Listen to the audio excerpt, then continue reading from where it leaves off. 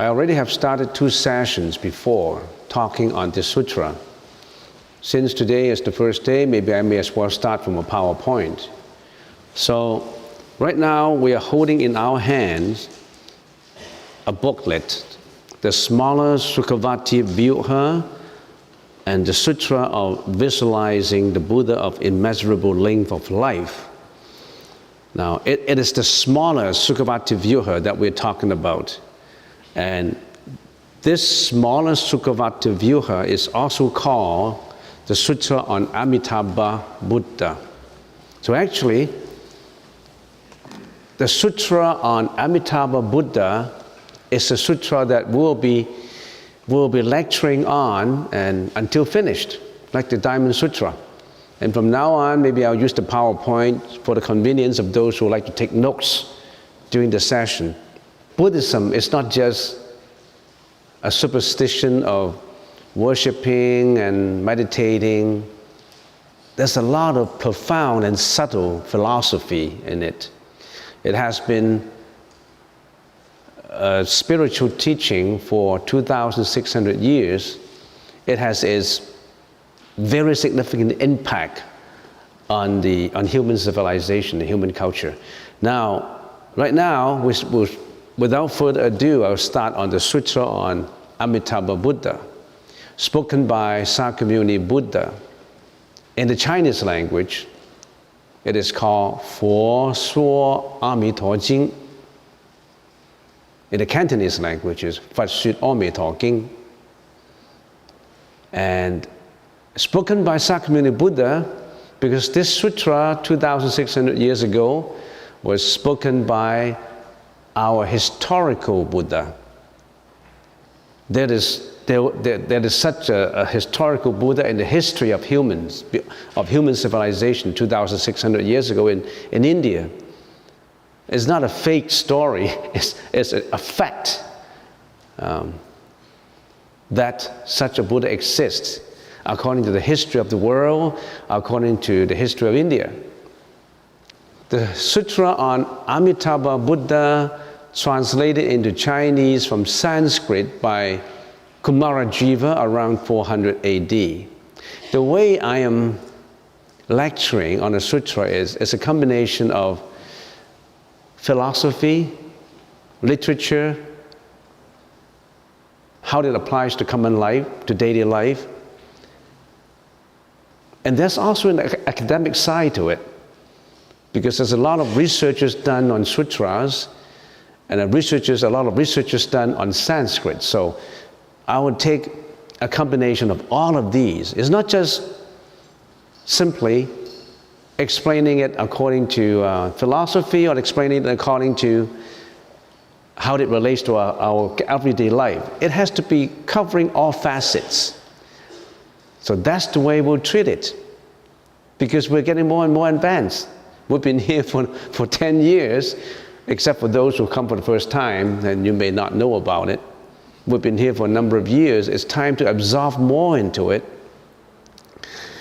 And as a matter of fact, we're planning on, this is as a sidetrack of what we're talking about, we're planning on setting up what we call a Sunday and Saturday Buddhist Academy.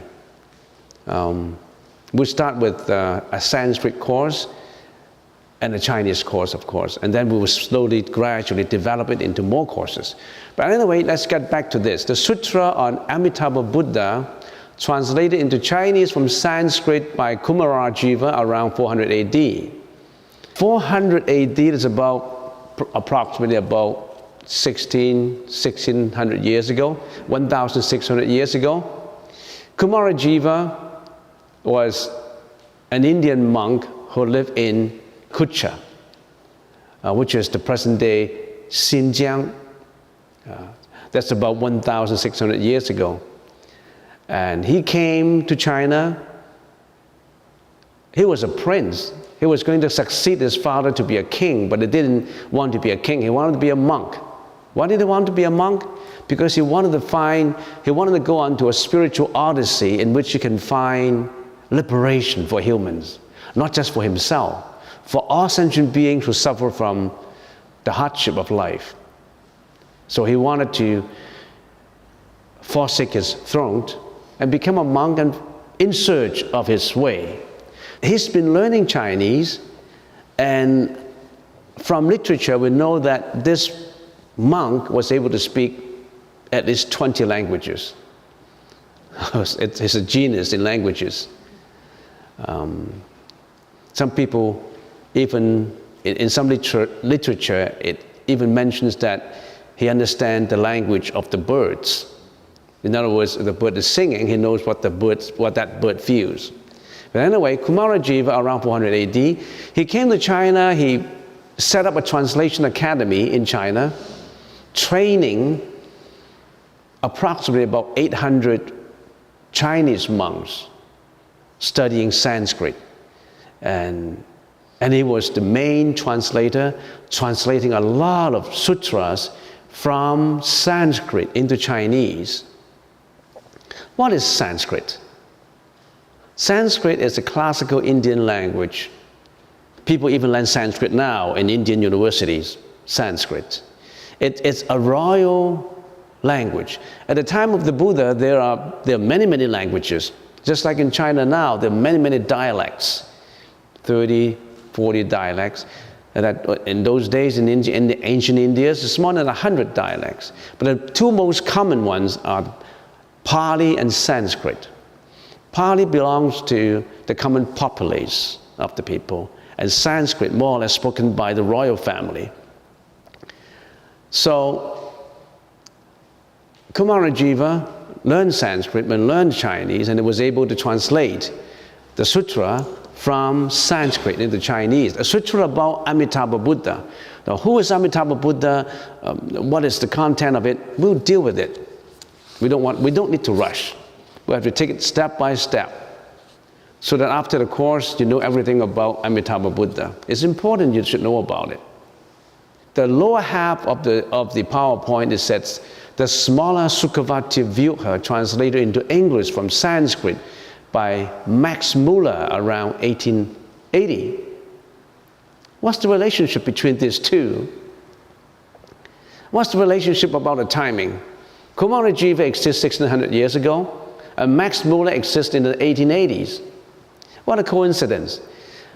Max Muller was an archaeologist specializing in Sanskrit. He was a British scholar, very famous international, well-known scholar in the study of Oriental philosophy, in the study of Oriental languages. And he was also an archaeologist. Now, about 150 years ago or 200 years ago, there were a lot of expeditions, a lot of groups going into India. These archaeologists, and archaeologists started to dig relics under the ground. Soviet team, British teams, many teams were working in India. And accidentally, they dug out a lot of manuscripts written on birch bark. You know birch bark? There's a tree called birch. The bark is very thin. So they dug out from clay pots. This birch bark was stored in clay pots. And they dug it out, they opened the pots, and they find a lot of manuscripts, and they're written in birch bark, and they produced it, and these were written in Sanskrit. So they started to gather all the Sanskrit specialists and try to decipher and understand what those birch bark were all about. And Max Muller was one of the archaeologists. And he found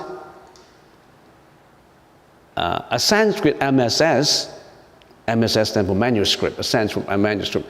By the way, since Sanskrit were found, the government put their hands on the control of the Sanskrit.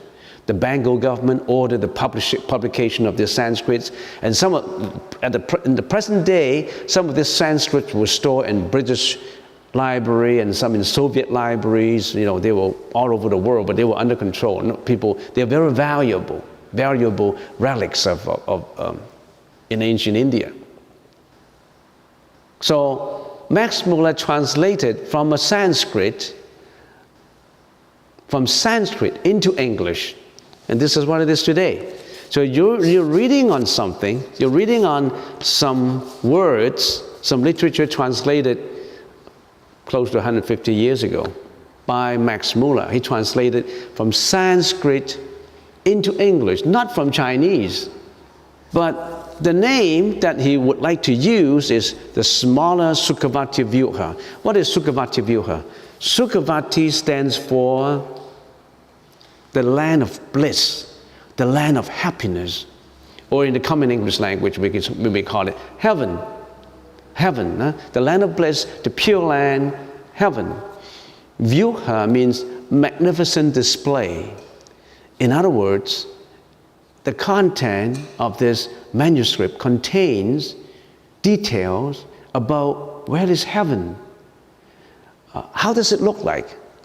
A magnificent display of heaven, of the land of bliss, of the land of happiness.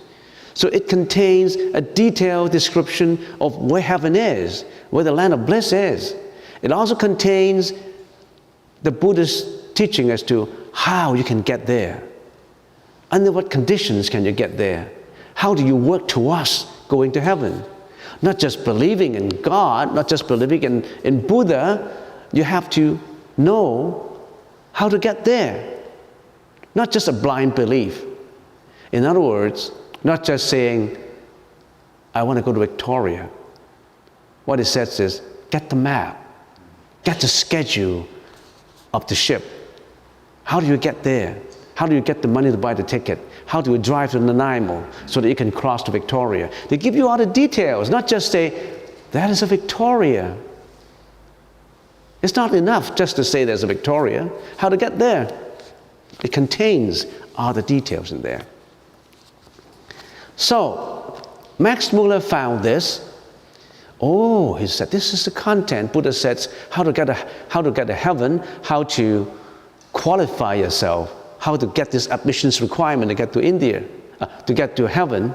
So he translated it into English. This is what it is now. 150 years ago, he translated it into English. And he didn't know that there was already a Chinese book translated from Sanskrit into Chinese 1,600 years ago by Kumarajiva. And he got that Sanskrit from India. He translated already.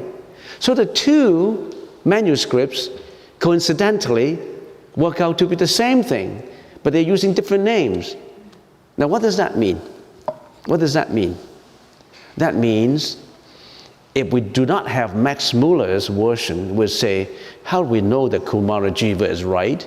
Maybe he created something fake and he said something about heaven that he translated something, he pulled it out from the air. Nobody knows whether it's true or not, but it is proven now. Sanskrit discovered 1600 years later, which coincide with the content that Kumarajiva translated around 400 AD. You got the idea? That's the reason why I'm bringing out this PowerPoint to you, so that you know this is truthful. This is not fake. This is authentic. Because these are people of different times. There's no way that Max Muller talked to Kumarajiva, and Kumarajiva talked to Max Muller. Now, and then we say, okay, we have these two books. Are there any other sutras that show where heaven is, where the land of bliss is, how to go to heaven and all that? Yes. There were 3 significant sutras translated from Sanskrit into Chinese thousands of years ago. From Sanskrit into Chinese. The 3 significant sutras introducing Amitabha Buddha, commonly called the 3 sutras of the Pure Land sect of Buddhism. We're talking about a Pure Land, chanting the name of Amitabha. Why people chant Namo Amitabha, Namo Amitabha all the time? That we call the Pure Land, chanting of the Buddha's name, Pure Land sect of Buddhism. What are the most significant literature, books in that sect of the Buddhist teaching? Now here I lay it out for you, 3 of the most important ones. The Sutra on Amitabha Buddha, which is the same as the smaller Sukhavati Vyuha now here, but Kumarajiva called it the Sutra on Amitabha Buddha. They use a different title, but it's the same content. And the second sutra, the sutra of visualization of the Buddha of infinite life, translated by Kalayasa. That's even earlier than the first one, 383 to 442 AD. The first one in Chinese language, we call it 佛说阿弥陀经. The second one is 佛说观无量寿经. The Buddha of infinite life. Why call the Buddha infinite life? Is it the same as Amitabha Buddha? Yes, they are the same. Amitabha Buddha is also called the Buddha of infinite life. So this sutra is even more ancient than the first one. And then the third sutra, the sutra on Amitabha's Buddha, 佛说无量寿经, translated by Zamga Varman around 252 AD, which is even more ancient than the first two, 1,800 years ago. Now, these are the three most important sutras. Sutra is a Sanskrit word. It means, in common English, it means discourse, manuscript. Sutra means tying up together, combining it together, tying up together like a rosary, tying all the meaning together, combining all the words together to form a discourse, to form a book. That's what a sutra is all about. So we know the literature behind it, and if you want to know more about it, you Google into it. I'm not promoting Google, but you can always get more information from it. Now is the time to learn more about it. Meditation is the basic. Now you need to go one step further. Now you need to know something very important. Why is it important? Because we're living in this world of suffering. Everybody has to die. It does not matter who you are. I always ask the question, anybody who does not have to die, raise your hand, please. I would like to learn more from you. Anybody here who does not have to die? No exception. Well, when you die, people say, what happened to me after death? They start to flip to a lot of after-death experiences to find out more information about it, and they couldn't get any answer from it. What do we do? What do we do after death? Hold your patience. We're going to know more and more about it. If you just attend this lecture for the first time and you don't plan to come back, and you're losing out. Sorry. You can Google more. This is for those who just come for the first time and who don't want to come again. These are the sutras that you should Google more into it. We say Amitabha is also called Amitabha. It's in Sanskrit language. Amita means immeasurable or boundless. Ba means light. So Amitabha Buddha means the Buddha of immeasurable and infinite life. That's the Buddha. So Amitabha Buddha means the Buddha of immeasurable light. Use means immeasurable and infinite life. Light and life is different. Immeasurable light, and use means infinite, immeasurable life, lifetime, lifespan, or longevity. Just for those who don't know too much about Buddhism, there's not just one Buddha, you know. There are millions of Buddhas. Buddhas are those people, those beings who are enlightened, who don't have to go through the karma or reincarnation. You can become the Buddha. You have that nature to become the Buddha. In other words, don't just cultivate blind faith. Just don't say, God, I'm always the follower of God. I'm always the follower of Buddha. You are your own master. You can be the master, not just the follower.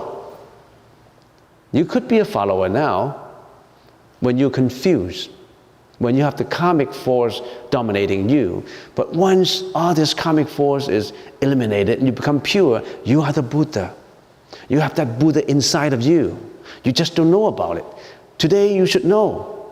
So if you find in the sutra, if you find out if you read Amitabha or Amitabha, they are the same. Why? It contains in the sutra that you will read about in the future. The first one, the sutra on Amitabha Buddha, it's a small version of the third one, So in other words, if you want a brief summary, the number 1 is a brief summary of number 3. Number 3 is in detail. So what is number 1 all about?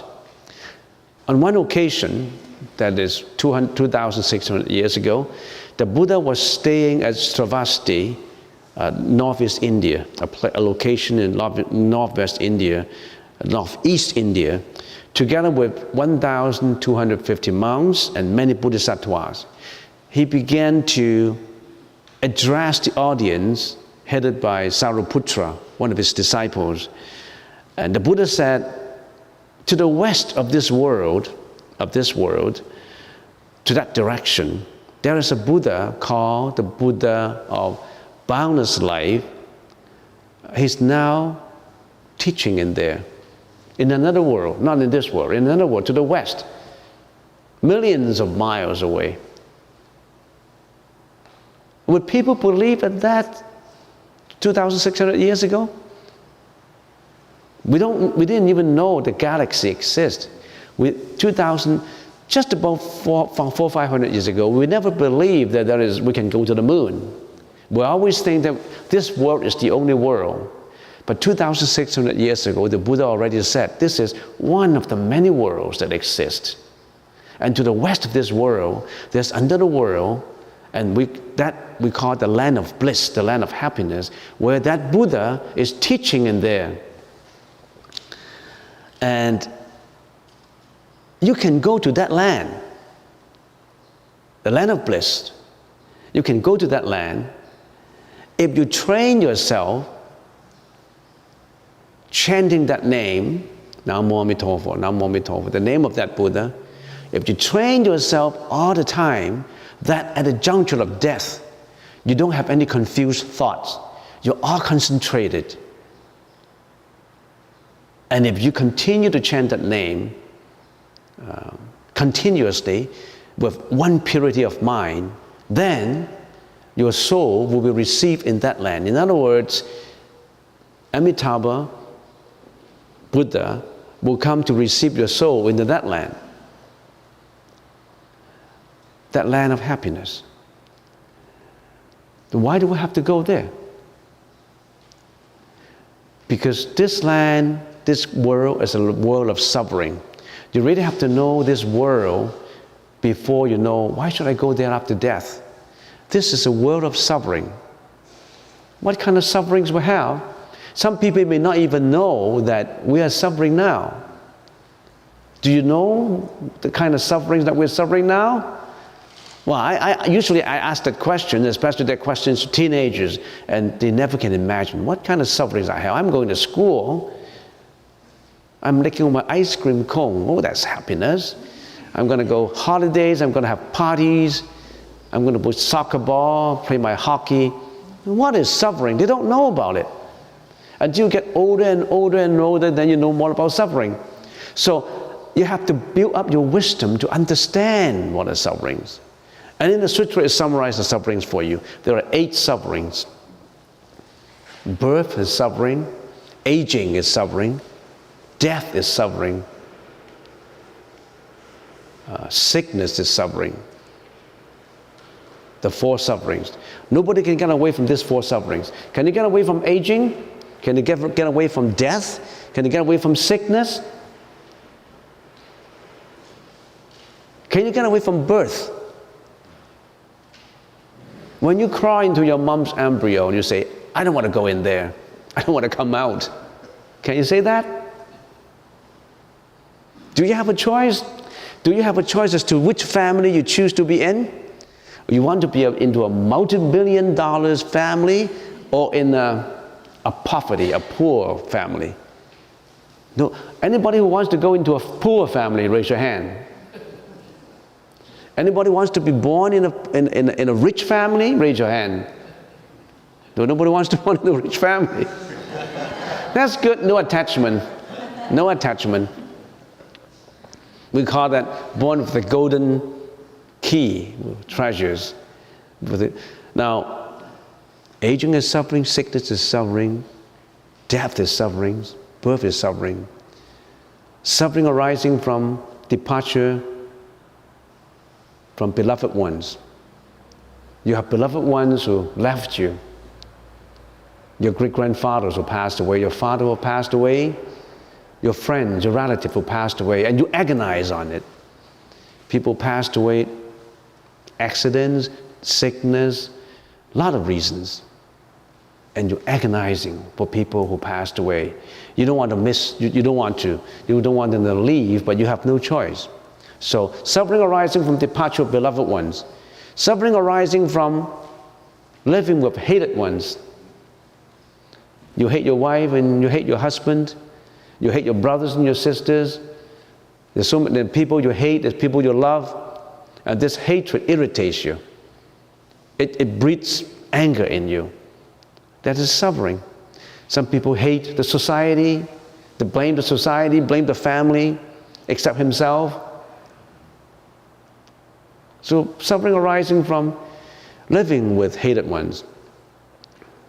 Suffering arising from not being able to satisfy his desires. You want to go to university, but you can't finish even grade 10. How can you go to university? You want to get a good job, but you're always unemployed. You want to have a good home, you can't. You want to raise a good family, you have nice kids, but that seems to work always against you.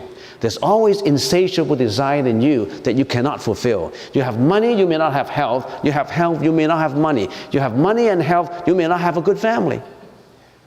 There's always something that is deficient that you want to get. You can't get it. Isn't that suffering? Some people say, no, I want to get it by all means. Yes, you wind up going to jail. You wind up suffering, more suffering, because you want to satisfy these insatiable desires by illegal means that induce more suffering to you in the future. I haven't mentioned a lot of others. How about human wars, genocide, atrocities arising from, and suffering arising from crimes that you don't expect, raping, killing, homicide,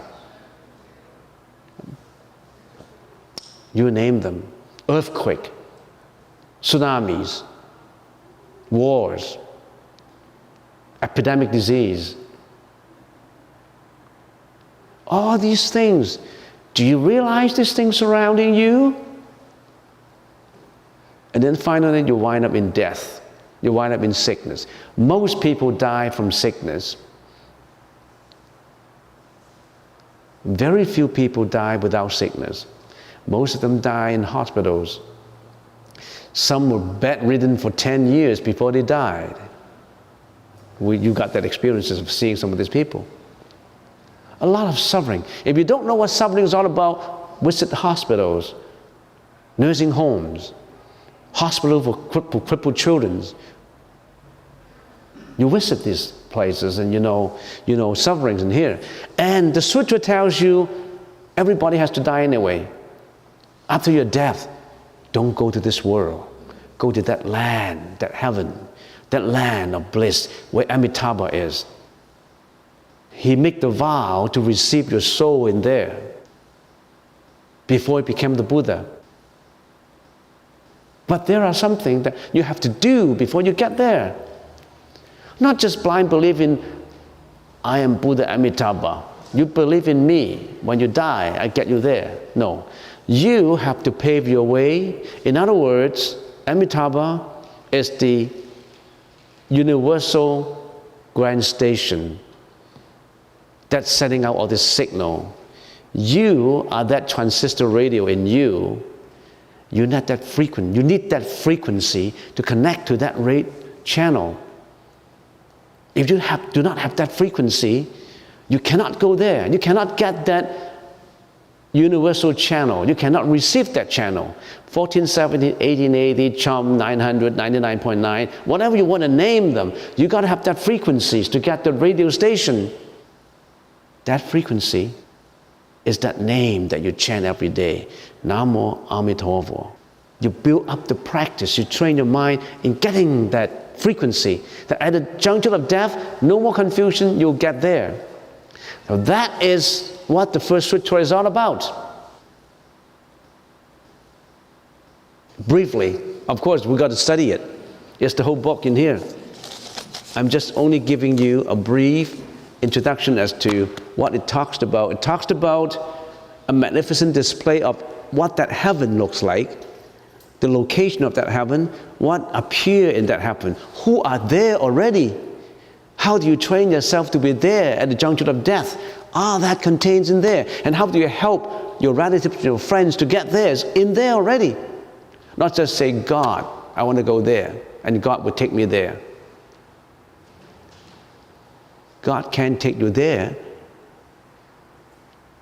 Your friends cannot see you in Victoria if you don't drive to Nanaimo to cross the ferry.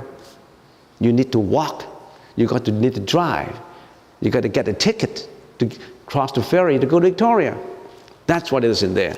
Second one is the Sutra of Visualization of the Buddha of Infinite Life, translated by Kalayasa. It contains the 16 visualizations, in other words, the 16 contemplations as to how to train your mind so that at the juncture of death, you won't have difficulty in getting in there. 16 contemplations. The 16 contemplations contain all these meditation methods that you should have. The sutra starts with a history. I'm talking about the second sutra. King Bimbisara had a son, and his son is called Ajatasattu, the prince. The son wanted to become a king. So he planned a plot against his father. He imprisoned his father. He imprisoned King Bimbisara by strategies. And then the queen, his mom, Vaidehi, went to prison and smuggled food for her husband inside so that her husbands can eat properly. And later she was discovered, and the prince threw her in jail too. So the prince, Ajatasattu, put his dad and his mom in jail, the king Bimbisara and Vaidehi. Nothing happened that in history. And he planned even to kill his own father. So the queen was so sorrowful. But the queen always maintained some sort of communication with the Buddha. He communicated with the Buddha through his prayers, and he said, I don't want to live in this world. Bhagavate, the world honored one. Is there any way that I can choose to live in other worlds? Are there other worlds that I can go to, pure land that there's no suffering? I suffer so much. I'm the queen, but my son killed my husband and is planning to kill me too. I don't want to live in this world. This is a cruel world. I want to go to the world where there's no such thing happen. And the Buddha showed him all these different worlds. So that contains in that sutra. It's a longer one. The third, the Sutra on Amitabha's Buddha. It contains a history of who was that practitioner before he became Amitabha Buddha. His name is Dhammakara. Many millions of kalpas ago, there was a king called Dhammakara, by the name Dhammakara, Fa Zhang Biqiu. It translated to come in English, the store of the Dharma. That's his name. And he was a king at the time of the Buddha of Lokitesvara Raja.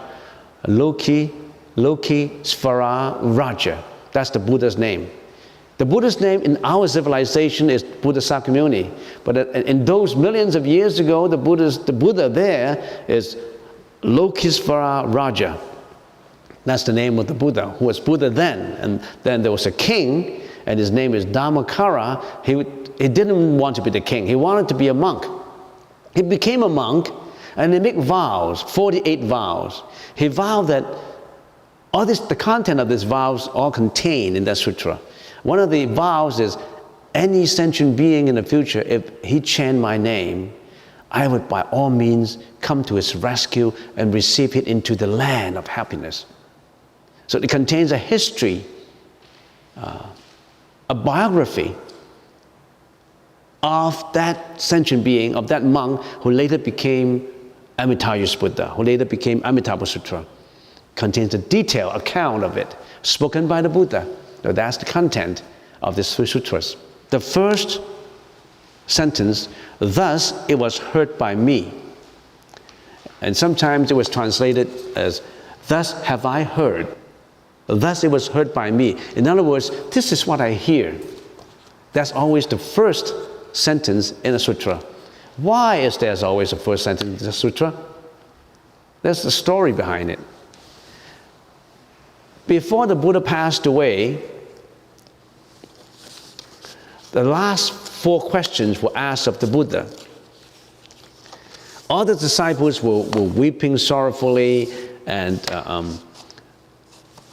at his bedside, the eldest disciple, there's an arahat. He already was an arahat by the name Anuruddha. There's a history behind why he became blind, because he worked so hard. He worked so hard that day and night he worked so hard that he became blind. But once he became the arahat, he could see galaxies away when he's in meditation. He was blind. He was a blind monk. He was, blind. But if he sit still and meditate, he could see everything. He still appeared as a blind arahat, but when he gathered his superpower, he immediately can see even galaxies away. So Anuruddha said to Alanda. Alanda is the attendant of the Buddha. And he said, Alanda, stop weeping. The Buddha is going to leave us. You should ask the Buddha some last questions that you have not asked before. So Alanda asked the well-known last 4 questions of the Buddha. The first question, number 1, the Buddha has been our teacher, but after his nirvana, who will be our teacher? In other words, who is our teacher? Who is our teacher who will be our teacher when the Buddha passed away? That's the first question asked of the Buddha. The second question is, when we compile the Buddha's teaching later, with what words would begin the sutra to have authority on this is true, this is authentic? How do we prove that that's what the Buddha has been talking about? That's the second question that Alanda asked. The third question, now we live with the Buddha, but when he goes to nirvana, where we will live? Without a place to live, how can we cultivate the way? Should we find someplace else to live? Where do we live? That's the third question. Very practical question. The fourth question, the Buddha can discipline evil nature, bhikshus are monks. But after he goes to nirvana, how shall we discipline them? We may not have the power, the force to discipline bad monks. So the Buddha answered these 4 questions. How about the first question? Let's do a very brief summary before we go on to the cafeteria.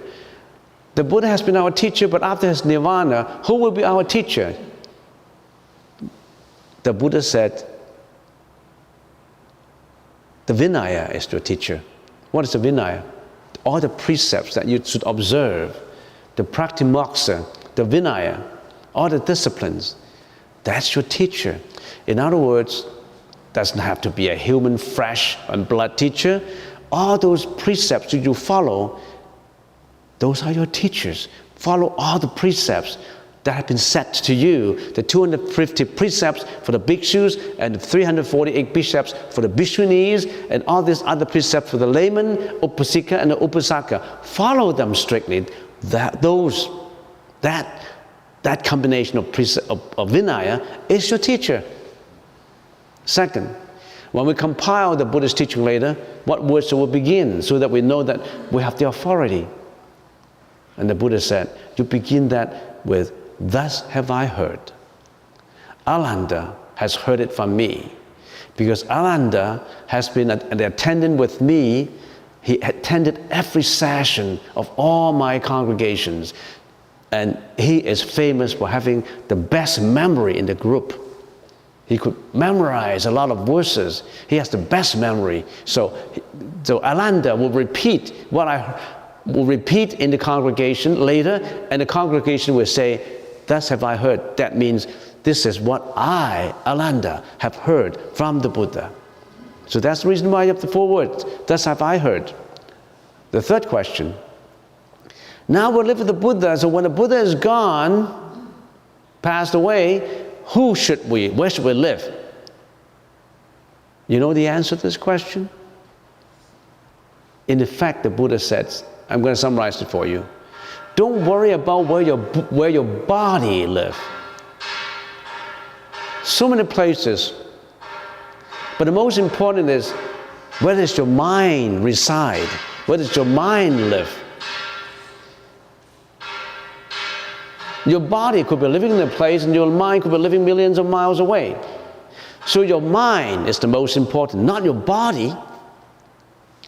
Don't worry about your body. Your mind should be living in, should reside in, should abide in the 4 contemplations. You know the 4 contemplations? Contemplation of the body is impure, contemplation of feelings, being, suffering, contemplation of the mind being ephemeral, fleeting, impermanent, contemplation of everything as not having its real nature, as emptiness. That's where you resign your mind. Don't worry about the body. You know how to look after your body. That's your body. But do you know how to look after your mind? You always know how to bathe your body, your own body, to clean your body. Do you know how to clean your mind? How to maintain your mind?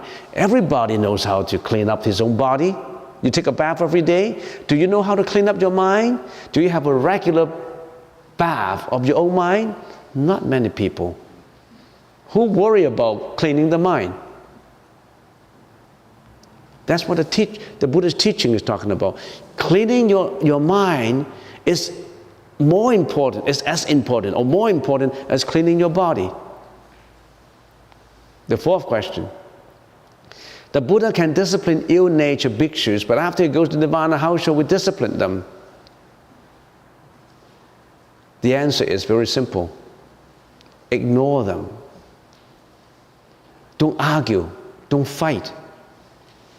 Just cool, without attachment, let them. Ignore them.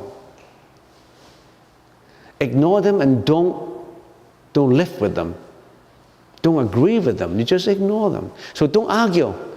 Don't say that this Sankhya is bad, that monk is bad. Don't badmouth on the other monks. Just ignore them.